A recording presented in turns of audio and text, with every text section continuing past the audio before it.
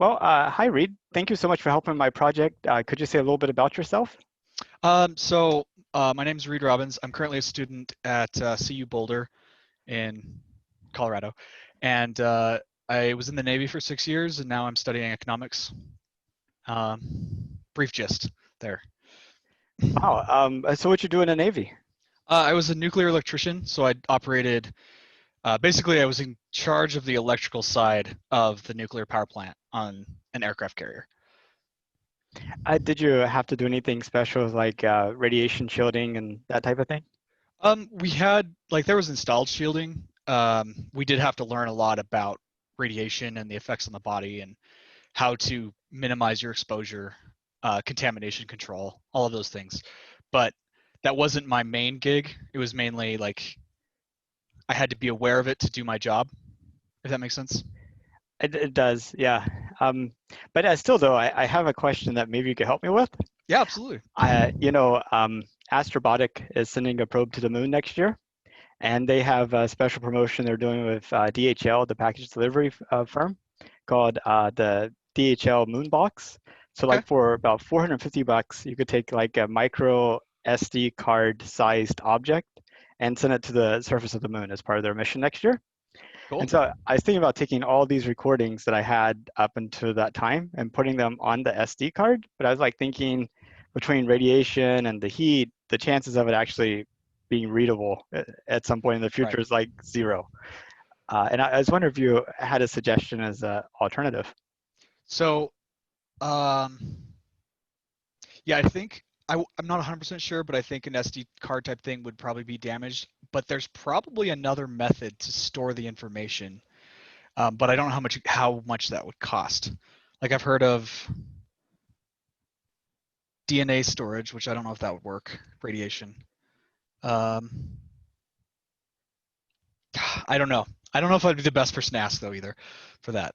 Um, I'll Maybe think about it while we're talking. Um, if I come up with anything better, I'll let you know. Does that I, sound good? I that sounds great. I think for like the Mars 2020 rover, they had etched people's names on like a piece of silicon using the same technology they used to make chips. So I mean that would be Mhm. great. I just in the like I could go buy an SD card, so I understand that part. But getting a custom chip made is uh, I haven't looked into that, so I don't know. Right, that's probably fairly expensive, unfortunately, unless you know someone who has the capabilities. But yeah, Right. good question though. That'd be fun. I need to go. I'm in Houston, and TI has a facility here. I think they make chips. Maybe I need to make some contacts there or There you something. go. Yeah, I mean, I'm sure someone would be interested to help. Worth a shot, right? Absolutely. So economics. What are you studying in economics? So currently, I mean, it's still in my undergrad, so a lot of general stuff. But my long-term goal is um, basically to go to Colorado School of Mines for the either space resources or mineral and energy economics programs. Okay. So I can be involved with the commercialization and resource utilization in space. So that's my long-term goal, but I have to start here. So Well, that's really neat.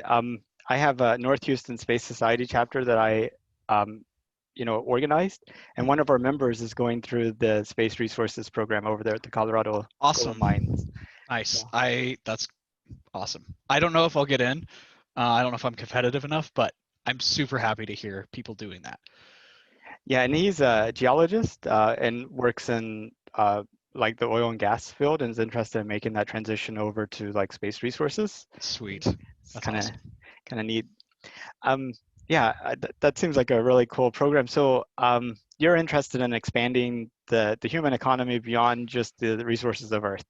Yes, 100%. I saw in your write up of this that you were kind of looking for people who were not necessarily interested in space. I'm definitely I learned about this interview because I am interested in space. So I don't know if that's going to bias it. I just want to make that clear up front. But yes, I 100% want humanity to expand beyond Earth because my long-term vision is that we maintain are like beautiful ecosystems on Earth. So we can harvest and build a lot of things up in space where we have, all the room to do it, right? That doesn't impact the environment. So we have these like little bustling centers of humanity and then like wide open, preserved space on Earth because it is such a unique place. Let's keep it that way. But part of that, if we want to expand humanity, is to look farther, look outside of our planet. That's my thought. So we'll see Yeah, what happens. no, that's great. Originally, when I started this project, it was pre-COVID, and I meant it as a anti-social distancing project because I work from home. Right. So my thought was just go ambush people at the coffee shop and the mall and say, "Hey, what do you Ask think him. about space?" But since COVID and moving it online, of course, I had a uh, I mean, the most likely people are going to get are family and friends, and you'll run out of those eventually. Right. And then, people that are interested in space. So, Yeah, yeah, definitely part of the game, I guess. yeah, no, but it's an important perspective too, because, so I guess you're familiar with Jeff Bezos's vision then of space, and Somewhat. I probably should be more so because he's going to be, because of his resources, he'll be kind of defining at least part of it. I know he's interested in like expanding humanity again, like similar to what I'm thinking. I don't know many details, but that's a good question. I should look into that. yeah, last year, whenever he was unveiling the Blue Moon lander, I think it's like March of last year.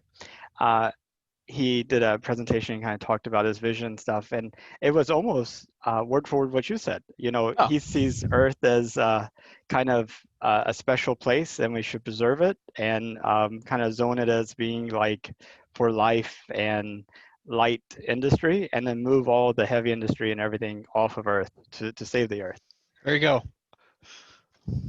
I'm sure he has a much more developed plan than I do. So I'll have to look into that. That's interesting.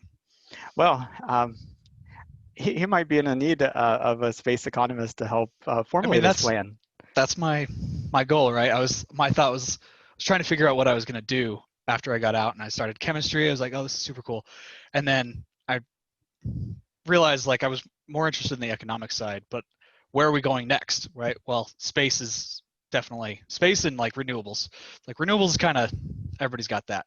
So space. So I want to be designing or helping build the models to figure out like how we can actually do asteroid mining, like justify the cost and the fixed investment. And lunar colonies are going to have their own economics. So someone's got to figure it out. That was my thought. Definitely, and then figuring out the policy and legal framework and the Right. enforcement and all that good stuff. Right. So I have a question. How much of like traditional terrestrial sort of mining and development have you looked into as sort of understanding, what's worked and not worked in the past here on Earth, and how to kind of like translate that into um, a space?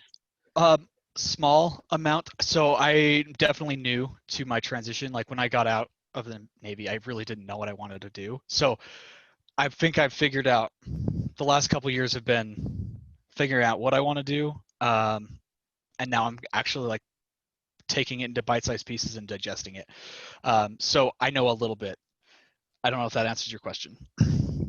Yeah, talking about knowing what you want to do, either you're going to find this really disturbing news or hopeful news. But even at the age of 44, I still don't know what I want to do. Now yeah, I get that. I think when we were in high school, they're like, you need to figure out what you're gonna do right now. You're like, you have no idea. The world is much larger than we knew, I think, so it makes it really hard to decide because there's so many options. Oh, So exactly. I mean, I imagine some people could really fret a lot over what instrument to play in the band, like in sixth grade whenever they're doing. For me, right. it was simple. We don't have enough trombone players. You play trombone. It's like, okay. Yep. So, anyway, um, yeah, I think, I've been thinking about like asteroid mining and mining in space, and you take like something like platinum, which is expensive, and you're like, wow, you could get so much platinum and it's worth so much, and you bring it back here. Well, it actually isn't, right? Because then you flood the market and platinum becomes Right. plentiful. but that's actually the goal, is like the Exactly. idea of storing value in metals is dumb, because Yeah. the value of metals is their What they can properties and do, what right? they can do. And that's going to be really upsetting for lots of people and lots of industry in the way the world has worked to date. And I was Mhm. just wondering, uh, you know, how do you see humanity adjusting to that new paradigm? So that's going to be complicated question, but excellent. I see a combination of like Spain in the 1500s when they had this massive influx of gold and silver. We're going to have those kinds of problems in our commodity markets. However, we know a lot more about economics now than they did back then. So um, people who are invested long in like platinum or palladium, nickel, probably going to have a bad day because the prices will drop dramatically. Um, at some point, we're going to adjust because it opens up so many industrial opportunities. Like if we can build things like fusion reactors in space, like long term, like fusion reactors in space, and we have all of these like basically we can just take a giant asteroid and convert it into a spaceship, right? Like melt it down and 3D print it or whatever we figure out to a spaceship. Like yes, the price per item or per ounce will go down, but it opens up all these new possibilities on what we can do on the other side. So I see it as a change period. Someone's going to make a lot of money and someone's going to lose a lot of money, but that's just how it works, right? Like at the turn of the 20th century, we had the same exact thing happen as we will at the turn of the 21st and so on. So does that answer your question? Yeah, I mean, basically, it's going to be unsettling. I mean, I guess it's like creative destruction, that type Right, of thing. So right. it's just The current people. model, like you said, I think the current models are dumb. Like that commodities are so expensive. If we can fix that, then that's gonna. I don't know. I think it will improve things in that we will be more willing and more able to commit these resources to doing something good rather than being stored in a vault. That's my thought. Oh yeah, exactly. I definitely agree. And okay, so I mean, my understanding about, and I haven't done much research on this, so this is completely a naive understanding and probably completely wrong. But so feel free to challenge me and correct me if you know Of better. course. Um, so my understanding of how like development with like mining and stuff has worked before is like a government would like open up an area for like prospecting. Prospectors would go out there and verify that there's like certain minerals there. Then they would go and register that um, a claim against those, which was like actually valuable to them. And then they could go and sell that claim to a miner who would be able to go out and extract those resources and sell them. Mm, And so like the prospecting part worked out pretty good because the people who were able to go find the resources, they got paid for it and were able to sell it to the next people. And the miners were able to go out there and not have to spend time prospecting and just worry about extracting the thing, and then they sell those resources. Now with the Outer Space Treaty, no government can lay claim to anything off of the Earth, and this whole paradigm isn't actually supported by any type of legal framework right. outside of the Earth. And I was wondering if you thought it was still possible to, if you saw that as being an absolute barrier to the development of space resources, or if you see some creative way around that. I know that we've kind of like taken the whole international shipping or fishing idea that, okay, you can't lay claim to the fish on the sea, but once you put them on the boat, you know, Right. which, yeah. Yeah, I think we definitely are going to need more um, agreement in some capacity. I don't know how that will work because getting the countries together to agree on something like that might be a little difficult, especially right now. Um, I think that's definitely something we should work towards. I know NASA is doing some steps towards commercialization, like they just patented a route to the moon, which is super cool. Basically, it's from like geosynchronous or like high Earth orbit to the moon instead of like from the surface. So things like that, I think, will help lay the groundwork. I don't know how the legal rights will work. Because what happens if, say, I had a company that could just go grab an asteroid, pull it into a Lagrange boundary, and just dissect it and send those out? What are they going to do if I do that? You know, I I don't know, because if some company just does it, it's not necessarily the U.S. government. It's just a U.S. company, which I expect it to be U.S. Not necessarily true. Um, what can be done? I don't know. Uh, so I think we definitely need to figure that out. I think before it becomes a problem, especially if multiples. Let's say we had China and U.S. had companies going up there and they found the same asteroid or same patch of moon. Like, how do we resolve conflict on who owns that or who has access to those rights? It's a very good question and will have to be sorted out. But I don't really have a good answer. Yeah, it That, almost that feels was like it's shaping up to be sort of like a US, Europe, Western world type of, Artemis Accords type of group right. with like a Chinese-centric group. It almost feels like that's kind of, I mean, I think that's what we're shifting to in a lot of areas. I think space, because it's so new, we're actively defining boundaries. So it's very easy to see. Whereas I think like more established technologies are probably shifting that direction, but they have to overcome the current inertia. But I definitely agree with you. I think the U.S. and Europe and probably Japan are going to stay friends, stay in like a loose alliance, and China and its other partners are going to do the same thing. That's my guess. yeah. And so it might be like Spain and Portugal in the New World type of Right. thing. That will be very interesting. It's a good question. The only problem is no Pope. True. And the UN, I don't know. I don't know. I think the UN has the authority the Pope did back then. So that's a good question. This is going to be very interesting now that I'm thinking about the like long-term geospatial politics. Yeah, I just hope it's interested in like, oh wow, that's cool, as opposed to like the Chinese curse, may you live in interesting times type of thing. True. Good point. Yeah. Um, Interesting. so when did you find out that we were going back to the moon in 2024? I found basically I was learning about the Artemis program. I was doing some research into it, and um, I think it was first some politician, I can't remember if it was Trump or not, was discussing the Artemis program, and I was like, I need to look into that because I know I got out in 2018 out of the Navy, and before 2018, I was basically in a bubble. Like my information was very much local. Um, so I started kind of looking at it, and I knew there were talks about it. I'd say probably early 2019, I think, is when I learned we were at least planning on going back.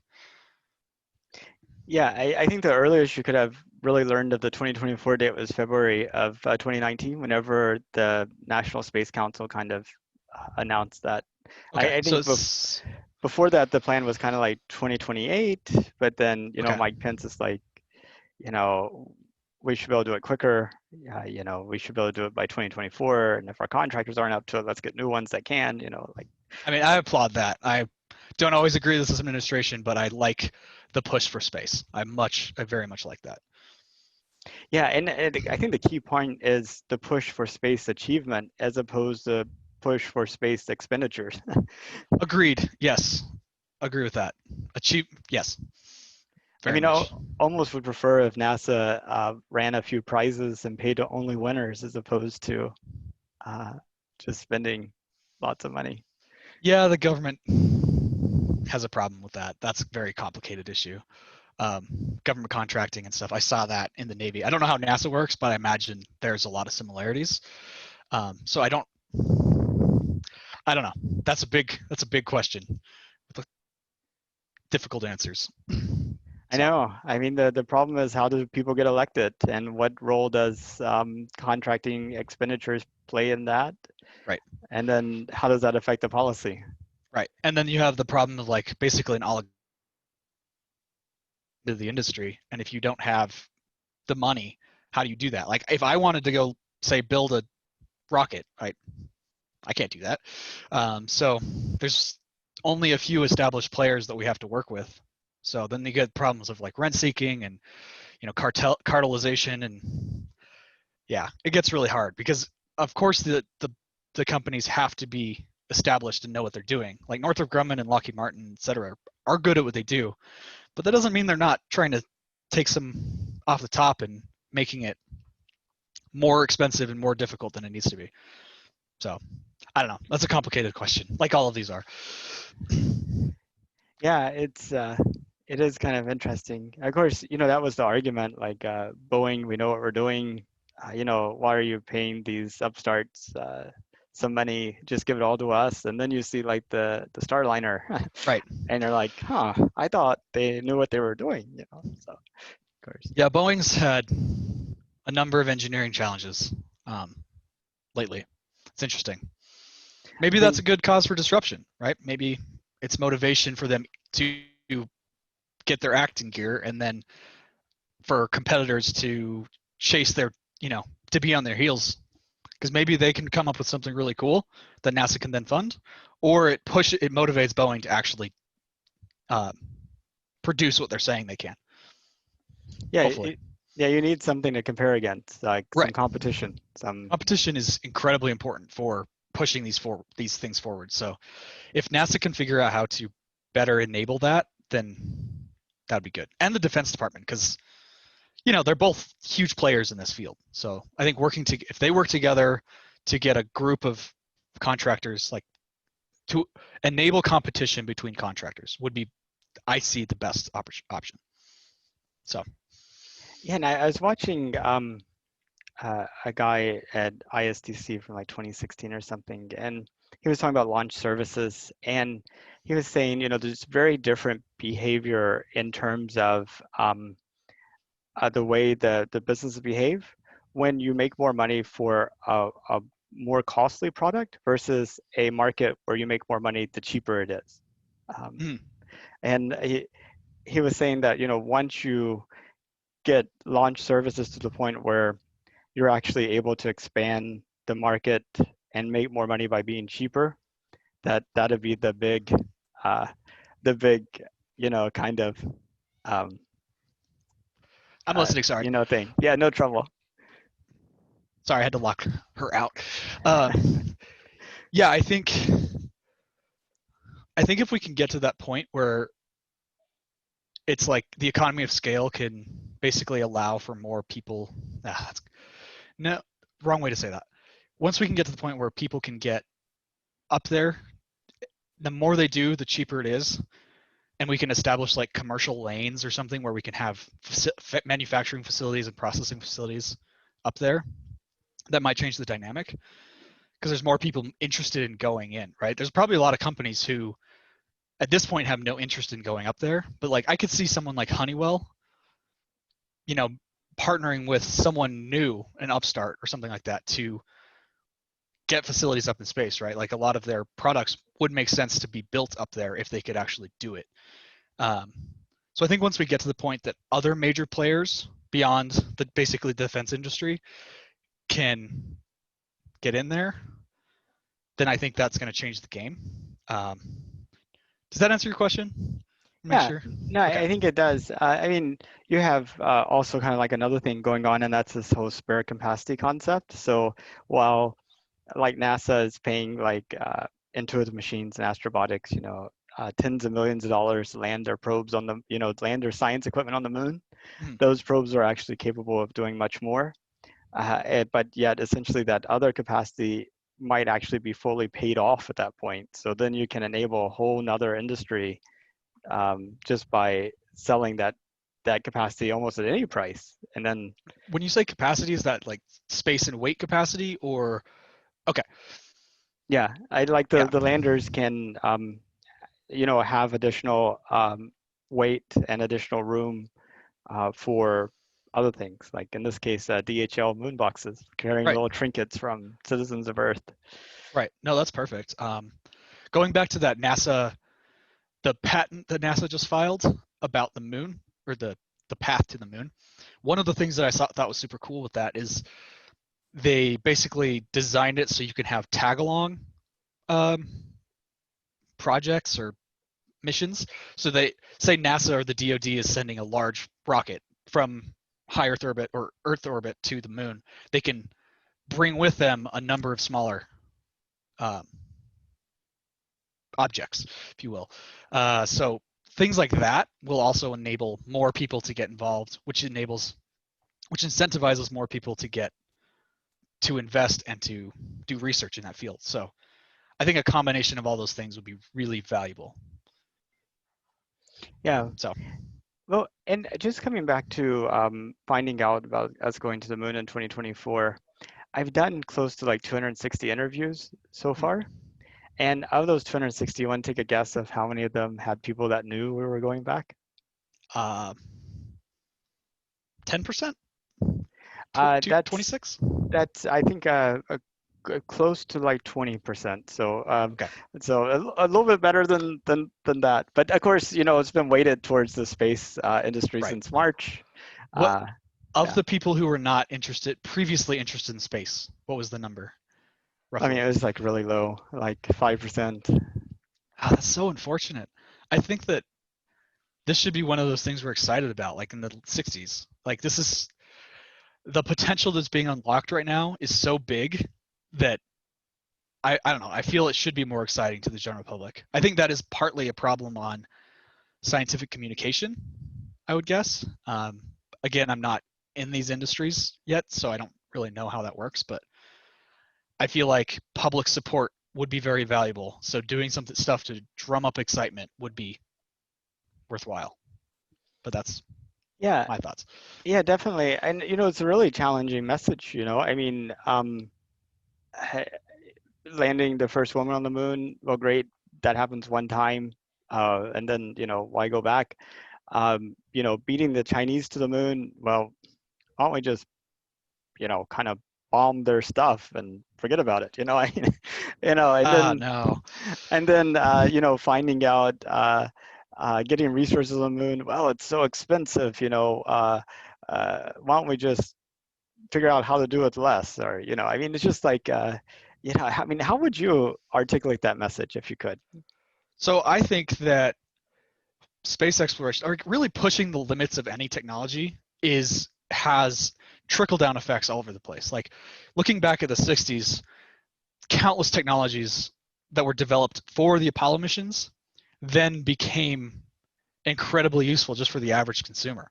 So it's kind of hard to predict what advantages we will have from from establishing a moon colony um, right now. But I can definitely say historically we've had countless benefits, and then we have things like it would establish it building or the NASA's next mission to the moon will begin laying more groundwork to things like uh, utilizing resources from space and construction in space or fabrication in space, and those will have incredible downstream effects. Like just to name a few, like 3D printing organs, producing higher quality fiber optic cables that have less latency and higher transmission capabilities. Like certain alloys can be constructed in space that can't be constructed here, that have much better material properties just because of the zero gravity environment.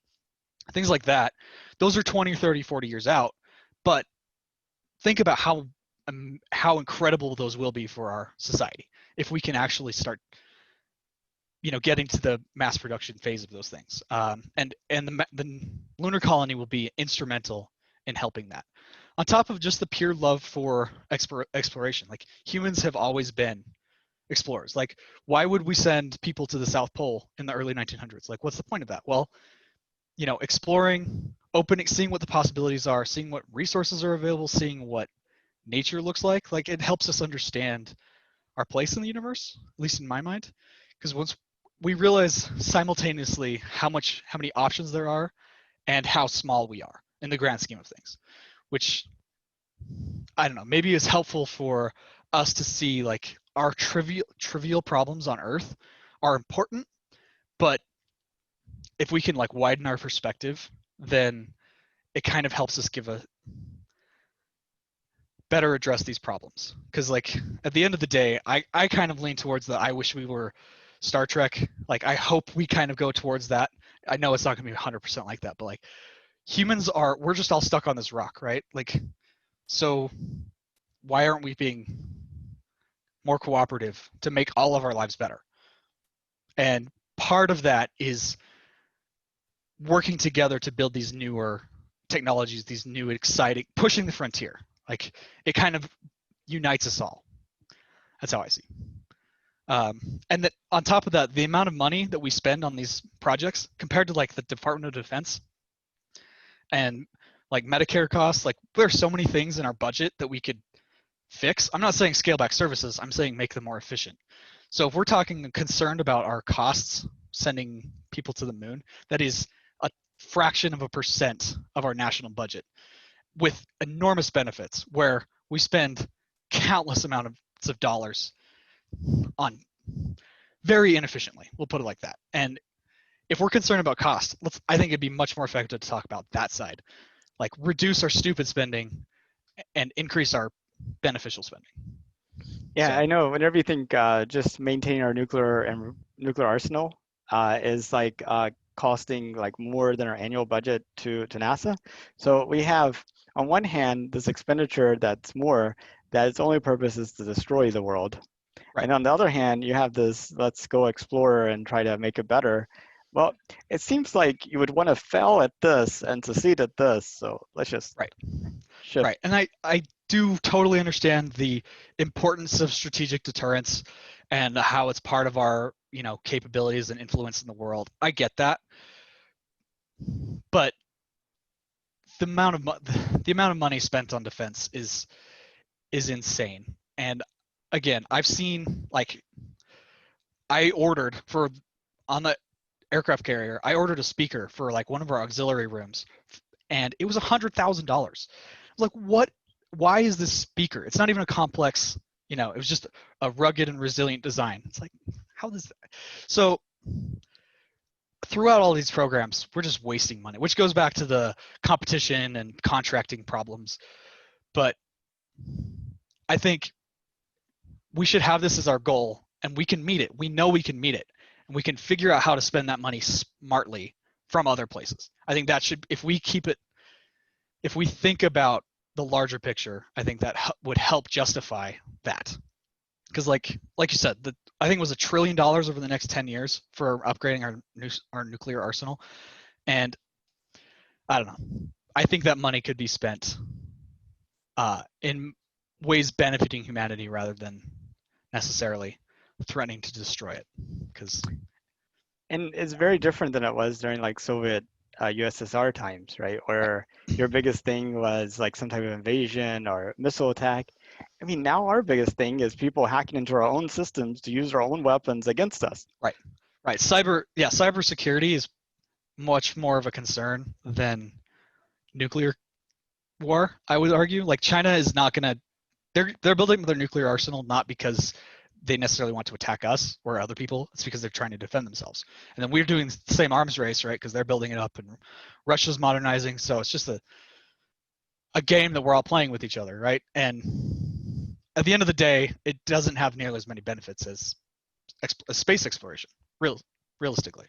And So, I mean, if China needs nuclear weapons because we have nuclear weapons, and if they're all like, networked or near networked, then now we're not only concerned about the cybersecurity of our own weapons, right. but also of theirs, because Right. what if, some terrorist group hacks into like, Russia's or China's nuclear missile arsenal?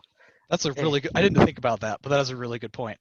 It makes me think of like the early '90s after the Soviet Union collapsed and all those nuclear weapons that were not in Russia were like everywhere around the Soviet states, and they had to basically worked with us to emergency secure all of those. And that's basically what's happening right now. Because if Russia, not Turkey, India, whatever nuclear states get hacked, that's a good point. I hope that's being considered by people involved. That's a really interesting thought. I know mosquitoes may not be much of a threat in terms of their ability to physically impact the world, but if they could get the elephant, like on a stampede, that could do quite a bit of damage. Right. That's a really good metaphor. So yeah, because if any of the nuclear states got basically got hacked and their weapons got launched or looked like they got launched, that would scare everybody else. And then I don't know. I don't know what the currently mutually assured destruction policies are, but I'm sure they're not. I'm sure there's not a lot of time to respond if one got launched. Yeah. That's a scary world. And most of the people who came over to North America are from Europe. I My understanding is they didn't really come over to America because America was so much better. Like the early settlers, they came over to America because they really didn't have any opportunities where they were. Right. Like things were so bad in Europe. Like people don't move necessarily because things are good at the place they're moving to. They move because the place where they are is no longer acceptable. Right. Like that's how I got here. Basically my ancestors came over during the Irish potato famine. That's how I ended up. Well, my ancestors and so on and so forth. So I love that spirit, right? If it's not working for you where you are, figure out something new. So And space is really hostile. Yeah, I mean right. those like Gwen Shotwell, the president of SpaceX, he was asked, "Hey, would you consider moving to Mars?" She's like, it's gonna be like camping, and I don't like camping, so I don't think so." And moving to like these space environments from a physical standpoint, I mean, on one hand, you have to be rich as a group to have the technology, but on the other hand, at the personal level, it's going to be probably early on lots of pain and suffering. Yes. Yeah, there's problems that we don't even know about that these people, are going to have to overcome. Because yeah, between the radiation and zero G and lack of resources and countless other problems, like there's going to be a lot to deal with. But I think there's at least a small slice of our population who is willing to take those risks. There always has been, just like in, again, exploring the Antarctic or going to the South Pole. Like most people will be like, that's crazy. Why would you do that? But there's always someone who will.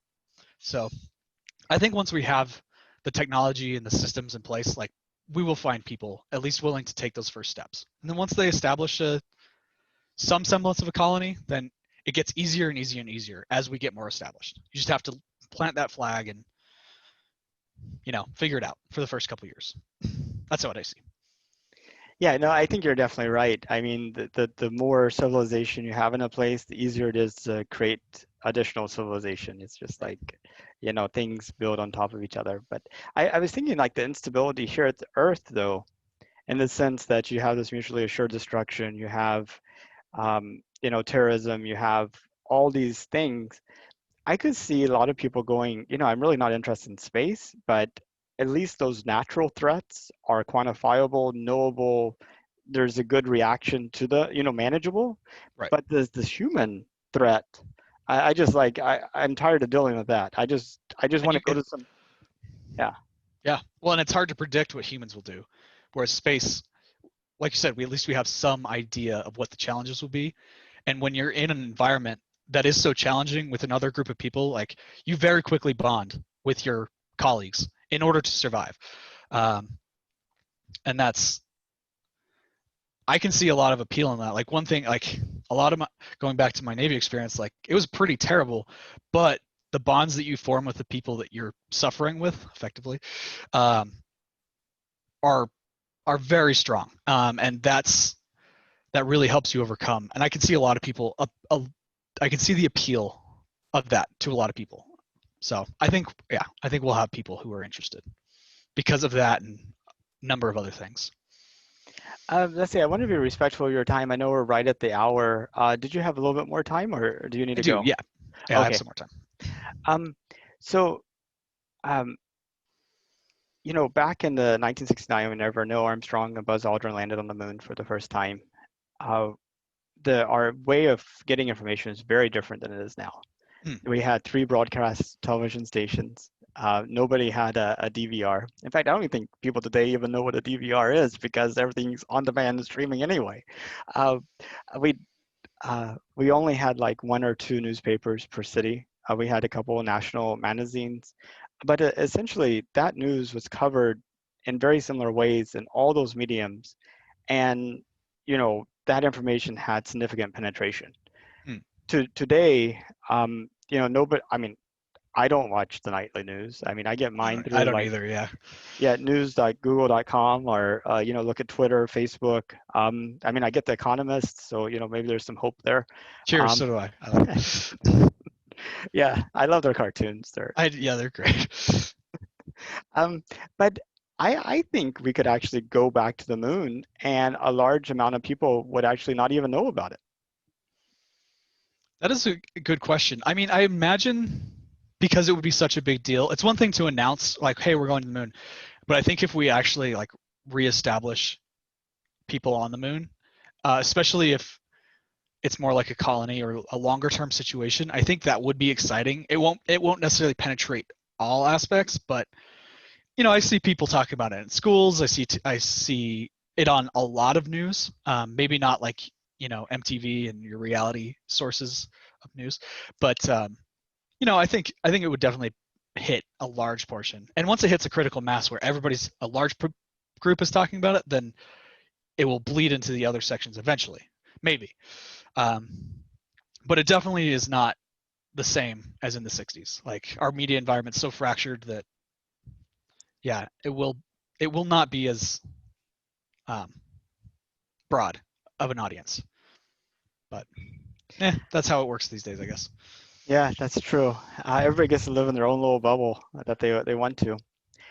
So I imagine like 500 years out in the future, you're kind of envisioning like a Star Trek type of civilization, or is it something different?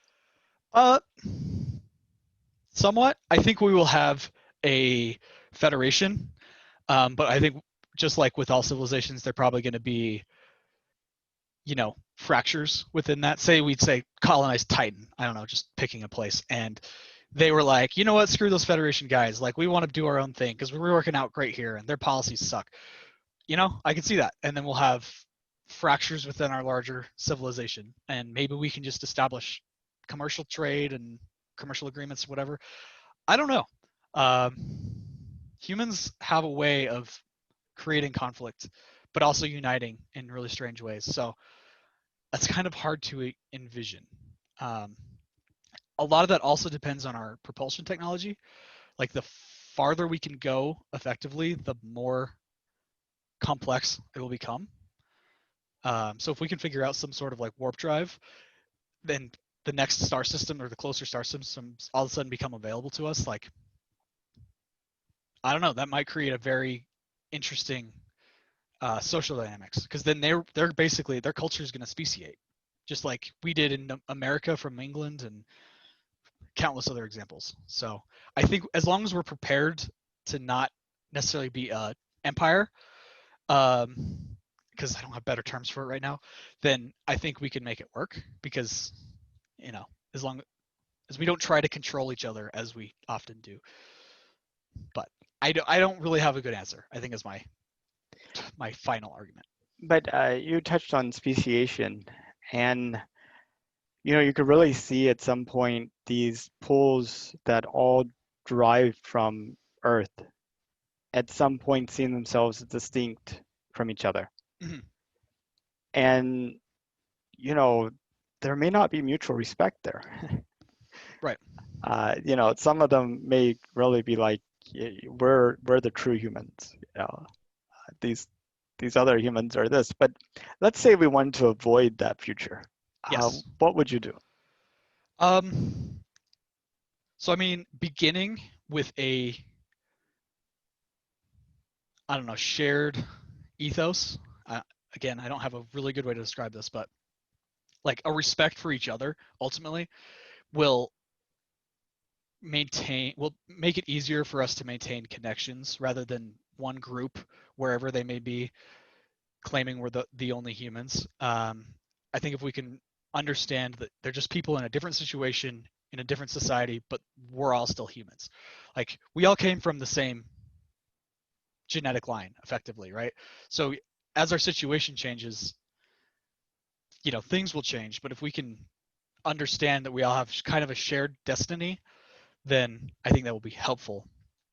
But again, there will be lots of problems that will have to be solved, and that will cause its own problems. So if we're cognizant of that and we as it progresses, keep, I don't know, modifying or like adapting, I think that will be helpful.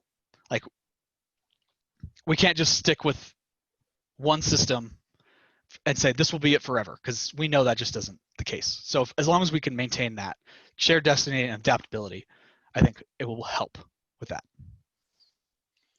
I guess I, I don't see a way to like develop that because we're here on Earth. All of us pretty much have a 24-hour day. All of us live in 1G, pretty much one atmosphere and almost very similar temperature ranges.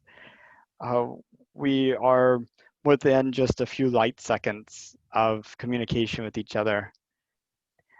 As you take people out of that and you put them in like a 1/3 G, with like a different period of day, a completely different way of living, Right. and they're within, a quarter of a light hour from communication, and their world is like completely different from each other. I mean, like right now, I mean, I feel like we have so much in common with like everybody on the earth. I mean, we we could talk about weather and we could talk Right. about, I mean, but I can see, like, going back to the 1800s, like mid 1800s in the United States, like when people would move to California or Colorado, or they moved west, like they left that civilization that they had known to go to something completely new, that was filled with hardships and completely different way of life. And I mean, we figured it out. They were different. Say you were a miner in Colorado, like you had a very different life than a banker in New York, but you, at least generally, people were like, yeah, we're you know Americans, we respect that we live in different situations. I think that is potentially one way we can think about it. Um, I see a lot of correlations to like the West, travel West type thing. So I think we can learn a lot from that time with this, because yeah, we were only halfway across the continent, but back then that was like 2 or 3 months of travel. And you could get a Pony Express letter back and forth in what, 2 or 3 weeks. But so kind of similar to our communications versus traveling there. But there were,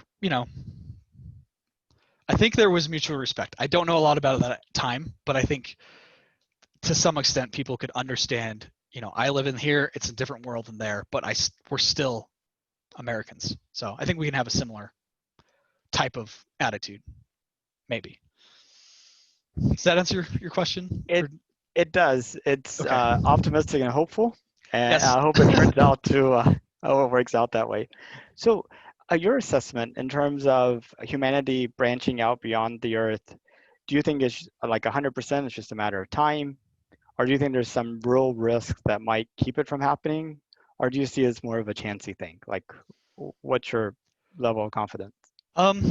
So there's definitely risks, like the nuclear warfare we were talking about, that would set us back a lot. So if some crazy geopolitics happens in the next decade or two here, that could set us back. Also, space warfare um, could be a big problem, because if, let's say, we did get into a Cold War II with China, and a lot of our military capabilities are relying on space, and they're working on building that themselves, as well as basically taking down our space capabilities. So if we had some sort of, space war, because we were trying to shut down each other's capabilities, and it caused, I don't remember the effect, but like a cascade where I think enough, Kessler yeah, or that's something it. like that.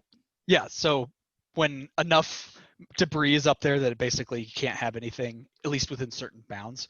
If something like that were to happen, that would set us back a lot, because that would restrict a lot of our operations. That would be the launching pad for larger travel. Um, so I definitely do not think it's guaranteed. We have to, by we, I mean our nations, um, need to not mess it up.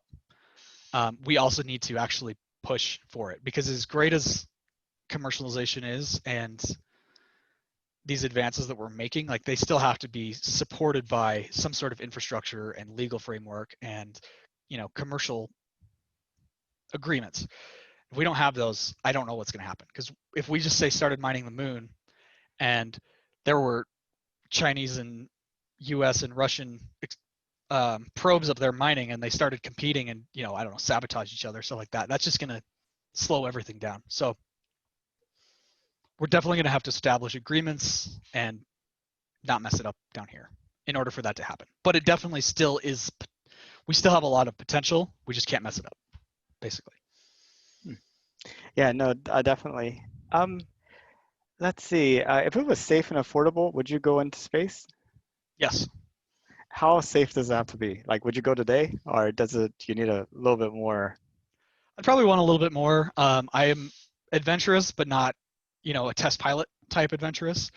Um, I think once we have, like, say, the Starship, SpaceX's Starship works, like they've proven in tests and whatnot, or SpaceX, like I would definitely go on the um, Virgin Galactic's. God, I can't remember the name. Oh Their yeah, their hypersonic rocket thing. yeah, That, exactly.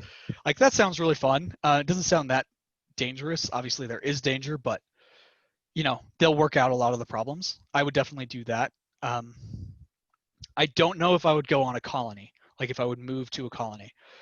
Maybe the calculus would change if we've like figured out if we approached amortality, like a lot of the aging research worked that we could live to be say 150 healthily. Maybe that would change my consideration. But at the current moment, I don't imagine I would go on a colony, but I would definitely go in space. Does that answer your question? Hmm. Okay. And now the affordability thing, that's always a challenge. And with your interest in economics, I'd like to get your view on this. I've been asking people the question in terms of proportion to annual income, right? Which is different for everybody, but kind of helps you to characterize the value in terms of their personal opportunity cost. Right. So like, how much of annual income would you be willing to dedicate to that? Would it be several multiples or some fraction? Like the total cost. Hmm. Okay. I probably would do maybe two multiples. Obviously, that depends. Like if you're making just enough to survive, it's a lot different than if you have a sizable amount of disposable income. Um, which I'll just say multiple, like two multiples at this moment. Back of the envelope math. And Um, you're thinking for like a suborbital flight, two multiples? um, Translunar, like orbit the moon and come back. Or That's the what I would moon and want. come back. Okay. Yeah, Yeah, but for like that suborbital flight, maybe one. one multiple. Okay. Yeah, Yeah. and Yeah. Uh, and we have no idea what Blue Origin's going to charge for New Shepard. right, They could be cheap, maybe could be. 10,000. Well, and it's going to start out expensive, but the more they do it, the more these systems get in place, the more they, once they can manufacture more ships, because basically once economy of scale takes over, like it's just going to drive the cost down. Because you have I think three major competitors between Virgin Galactic, SpaceX, and Blue Origin. And again, who knows who's going to enter the space? So I think once it actually starts going, the cost will definitely decrease. But that's going to take a while. So maybe my kids will be able to go easily into orbit, like a day trip type thing. I don't know. Yeah. Yeah, like for maybe even as part of like a school outing. Like Right. make sure you sign the permission form for the day on the moon. Oh, that'd be so awesome. But I mean, yeah, at the rate things are progressing, like 20 or 30 years from now, like we may actually be there. So I guess we'll see. I think the biggest need that we have is people kind of envisioning that future, right? Uh, Yes. and it doesn't feel like there's really this, like it feels like people in the 60s and 70s had more of a collective vision of them in space. I mean, and it's easy for me to say I was born after that time, so I can imagine it being however it Right. was. But it feels like that they had a more sense of what it would be like in space. And now it really, I mean, it seems like we've been filling ourselves to dystopian futures, and all we could come up with is that humanity's bad, we're a negative in the world, we shouldn't do anything, we should do less of what we're doing. I mean, it seems like that this, as a collective society, is really kind of like our diet of our vision. Right. Well, I mean, there's a number of things feeding that. Obviously, just was it if it bleeds, it leads mentality. Like bad news just sells more, and our as collectively humans are more responsive to high emotional content, which feeds all sorts of like whether it's our election, disinformation or just general malaise in our news because how many people got lifted out of poverty doesn't make headlines, right? Um, that definitely needs to change in order to accelerate this process. But I don't know how that will happen because I don't control a media company, but I think that their incentives they're profit based, right? And that just causes a lot of these cultural. It guides the narrative, which then leads into cultural where the culture thinks. And so maybe if some of these media companies had combined a more exciting view, like showing what is going on in space and what potential we have. But I definitely see that as a problem. We have a lot of people are just very dejected about what's going on in the world, and that just kind of makes them focus on what's going on in their life, and that's it. And then you don't have that public support for these larger endeavors. So that is a big problem that we need to address. I know I get a little bit of that at home. My oldest son, he's 21, and he wants to go move to Chile. He's like, it's the end of our democracy. The world's falling apart. Why are you into space? That type of thing. So I gotta have these conversations one on one. There you go. Yeah, no, that is a very big concern. And I mean, I get why people feel like that, especially like if you watch what's going on with politics in the States and what China's doing to their own citizens and, all of these global conflicts, whether it's Turkey and Greece, and there are a lot of problems. Now, one thing we could do perhaps is disrupt disrupt the narrative. Like if we have larger, more exciting things that people can do, like let's say we had a lunar colony. It's like, hey, life sucks here. Well, you can go up there and make a bunch of money, or potentially make a bunch of money, and have a pretty cool life. Like that might change the thinking of a lot of people. Instead of maybe moving to Chile, your son would be considering like, I'll take my chances up there, and then that would push all sorts of excitement. I'm going back to the West, right? Things looked terrible in the 1860s in the United States. So people just said, all right, I'm out. Maybe that would be helpful here. I don't know. And even the people that stayed behind, the stories they heard, and Right. it kind of provide motivation and inspiration and that type of thing. Right. One thing, like I just thought about this, like The Martian, the book / movie. I haven't seen the movie, but I could definitely see something like that happening. Like imagine NASA sent, we had our first people on Mars, and one of them got stuck there. Like how exciting is that? Like / terrifying, but that definitely would be something to rally around as a public. So, these initial plans, like, oh, we're going to have people go up there. It's going to be great. It's like, cool.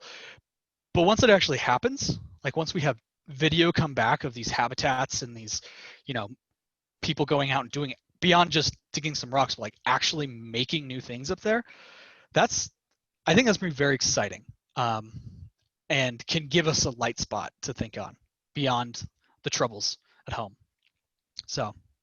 And some of those decisions in Andy Weir's book, The Martian, at NASA, you could kind of imagine those being like really weird, Right. like don't take a picture of the thing. The last thing we need is a picture of the body, but we need to know how much supplies are still there for the next mission, and it's just Right. like, so it was kind of cool. But have you read his other book, Artemis? I have not. Should I? Do you Um, recommend that? I actually recommend the audiobook. The Okay. actress that does the audiobook does a fantastic job, and I really enjoyed it. All right. I'm writing that down. That sounds great. I need something to not just be informative content because I feel like that's all I digest these days. So I will add that. And incidentally, the book came out before the program, so Andy has expressed in some public appearances how he's really glad that NASA named it Artemis. So. That's awesome. I think it's a great name. I'm happy with it. I don't know. I love what NASA does. I know it's not perfect, but I really like the way they do things generally. I think they did good. So. Well, Reed, I really appreciate your time. Is there anything that you wanted to discuss that we didn't get to? Um, I'm sure there is, but I didn't plan properly. I would question you. I think you've been in the game longer than me. Is there anywhere you'd recommend for me to just like get more informed about what's going on in the, in the industry or with the Artemis program or any of the other, anything interesting going on that you would recommend I look at? Yeah, spacenews.com always seems good. And, I'm really a big SpaceX fan, so Yeah, Starship is where my money is. The Reddit SpaceX group, I uh, haven't I followed do that. I will. I do have a good story to say there. In 2016, Elon Musk was going to attend the International Astronautical Congress, which was being hosted in Guadalajara that year, to announce his plans about the interplanetary transportation system. And so me, my wife, and my younger son, we went down to Guadalajara, and the whole Reddit group kind of like hooked up. And some of them actually had a contact with like somebody at SpaceX, and we were actually able to get in like the VIP section uh, for That's that awesome. presentation. And I was just like, whoa, we were like literally like 3 rows from the stage. Nice. So That's awesome. that was neat. Those are like the two that I think are the best. A lot of Twitter accounts, Jim Bridenstine, NASA, Elon Musk, Jeff Bezos. Yeah, Jeff Bezos is up to like one space tweet a year. So, you know, Yeah, I imagine he's not most public, and he's probably busy with a number of things. Um, but yeah, yeah, Elon's all over it though. He's yeah, like, he I'm looking at amazes the me. new Starship. He amazes me. They're running at least three ridiculously advanced companies. Um, Good on him. I admire his abilities and spirit. I know, and I think he's been likened to Thomas Edison, which I didn't fully appreciate until I listened to Thomas Edison's biography. I mean, Edison's known as inventing like the light bulb and maybe the phonograph, but he was into cement, trying to make rubber. I mean, like his interests were like all over the place. Yeah, And you got Elon with like his. I mean, he used to be doing like OpenAI, but I think he's no longer involved in that. But then like Neuralink and Boring and Tesla and SpaceX and you know. yeah. All of which have massive potential for improving humanity. Neuralink scares me a little bit. I won't lie, but it also I see the potential there. So we'll see with how that one goes. But I mean that could be super useful for space, right? Like I was watching The Mandalorian a while ago, and I started thinking like, how would you run this ship one person by themselves? And it's like, well, if you had like a combination of Neuralink and a benevolent AI, as long as you made sure it wasn't gonna take over, like one person could run an entire ship. Like these things will all work together to, you know, create something. I don't know, something awesome. Hopefully, um, it's just super cool what's going on right now. Yeah, I mean, ideally you want the system to take care of itself. Right, And you're just kind of like doing high level strategy, like right. And give maybe me. repairs or like corrections, but yeah, you're focusing on like I need to get here, not how to navigate through these asteroids. Like you shouldn't have to. Hopefully, you shouldn't have to deal with those details. Yeah, and I So keep thinking about that in my daily life and my work life as well. I mean, it feels like, you know, um, the need to create like those systems where you're really doing strategy part and you have the system or organization that's doing the nitty gritties of working it out. right, Um, yeah. because if you can figure that out, I don't know, it increases your productivity, and if you can, and hopefully it increases your ability to relax and be human. You know what I mean? Do like instead of just being plugged into a screen all day, like hopefully you could do your strategies and lay out what you need to do, and then it happens much faster, so you have time to, do things for yourself or socialize or whatever. I think we can take advantage of these things to improve that, but that goes into a whole nother topic. So I agree, basically. I do worry though that as you move higher up that thing, the less into the details you get, kind of like the more out of touch your strategy might be with reality. True. And at some point you're just going, just do whatever it is you do. I have no clue Right. what it is. And then you're ceding control to whether it's the AI or the system, whatever it is you're doing, and then which creates its own problems. I don't know. I worry about that in terms of humanity as well. Humanity as a whole, you kind of see like maybe if you imagine humanity as being like a sphere, and the natural world being outside of that sphere, you kind of have people who are on the surface and they're dealing with the realities of nature, right? So Right. these are like your scientists to a large degree, your farmers, your miners, your engineers, your construction workers, those types of people. They are interacting with the natural world, and the natural world has rules, and they have to operate with those rules. Right. But then as you move away from that sphere, you get to more and more of a contrived world where money, which actually isn't anything, right? It's just what we collectively agree it is. Yeah. Yeah.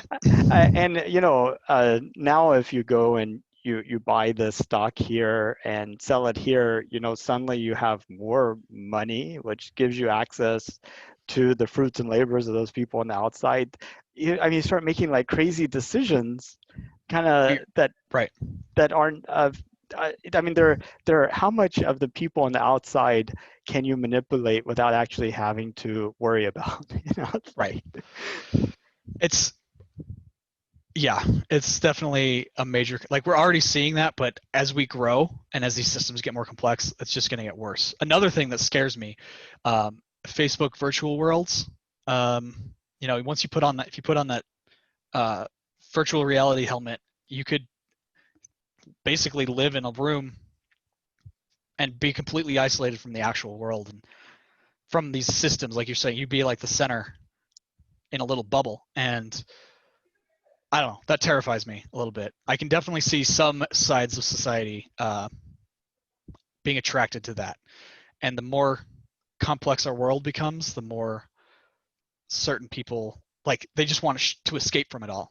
And so I don't know, there's a lot of promise, but a lot of things to be concerned about. and then Coming up. those people being manipulated to do certain things, Right. and they think they're in a game, or that what they're doing is part of a game, and in reality they're doing crimes, Right. and the people that are manipulating them get away scot-free, and they Right. get left holding the bag. And we don't have laws, or like we're not prepared for that as a society as it currently stands. So that's going to be a very the next century will be a very interesting time. So, have you read the works of Dr. Harari, Yuval Noah Harari? I haven't. So he has a book. His other stuff's really good, but I would recommend Homo Deus. Oh, I have heard Homo Deus, and I've also heard what's his other one? There's like 21 lessons for the 21st Yeah, century, and then Homo Deus is like the one about the future. Homo sapiens. No, is just it Homo? Sapiens. Just sapiens. Yep. I didn't recognize the name though, but yes, Noah. They're all very interesting. I think Homo Deus is if you're going to read one, just read Homo Deus, because it brings up a lot of these questions. He doesn't really answer them, which I appreciate. It's just more like, hey, think about this, because this is coming, and who knows what's going to happen. So I think it's kind of helpful to lay like a framework of how to think about these, because there is a lot of potential, but there's also a lot of potential downside. So, I don't know. There's lots to think about in this whole new universe we're creating. Yeah, I think he would be kind of a good person to interview for the series of If you interview. can, he's been doing coronavirus related interviews. He might, if you just shoot him an email, he might. That would be an excellent interview. I would love to see that. So Yeah, and I got 4 years plus some change there you go. to do it. So Well, and I think if you maybe tailor the questions to more like how will humanity react to space exploration and these what it will come, I think that would be more, you know, up his alley, that he'd be more likely to respond. So, but that would be super cool. yeah, I got a feeling I think that could be a quite a long in-depth interview. I should be True. prepared. Well, like 3 hours. Yeah. I mean, this has been over an hour so alone, and I don't know a lot of stuff, so I can only imagine how much he could bring. So Did you see his interview of Mark Zuckerberg? no, I That's did kind of not. interesting. They were talking about sort of, Facebook and the future and kind of some of the issues you were touching on. I will look at that. That's very curious. That would be a good conversation. So cool. Well, thank you very much, Reed. I look forward to being in touch, and thanks again for your time and insight. Thank you. Of course, I enjoyed it. I hope that helped at least somewhat. It was wonderful. Okay, thank you. Okay, All right, have a good bye-bye. day. Bye. You too.